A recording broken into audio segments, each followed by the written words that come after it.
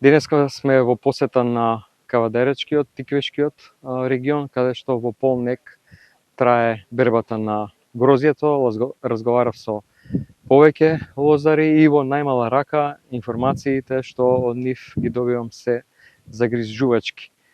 Практично никаква поддршка од страна на власта и во овие 15 месеци власт на ВМРО ДПМН не се направи буквално ништо да се даде поддршка во овој сектор. Не само што ги нема добрите мерки од времето на владата на СДСМ, поддршка на малите винари, целосно субвенционирање на зелената нафта, кој што лозарите уште не ја добиле, а еве активно работат на терен. Понатаму добрата методологија за утврдување на производната, а согласно тоа и откупната цена, туку владата настапува, би рекол, цинично, кажува дека откупната цена на грозјето е, замислете, само половина денар поголема, меѓутоа не кажува како е стигнато до таа цена и дека производствените трошоци кои што вклучуваат работна рака, прскање на лозјата, нафта која што е потребна да се обработува земјиштето, се толку пораснати што тоа зголемување воопшто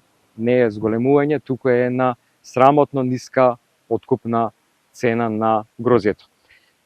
И како во други случаи, кај што видовме до сега, владата се грижи само за големите бизниси, во еден друг контекст за маркетите, воопшто нема никакви мерки за намалување на цените потрошувачката кошничка, сега им дава поддршка само на големите винари за откуп на грозјето. Се на штета на обичните лозари и производители. За жал, ова е уште една потврда за дебаклот на економската политика на оваа влада. Утро имаме и таа информација дека за повеќе од половина, практично 1/3 се странските директни инвестиции во првата половина оваа година, 25-та, споредено со лани 2024 година. Лани биле близу 600 милиони евра, годинава се околу 230, значи страшни резултати на катастрофалната политика на оваа влада, која што очигледно е дека државата ја носи во амбис.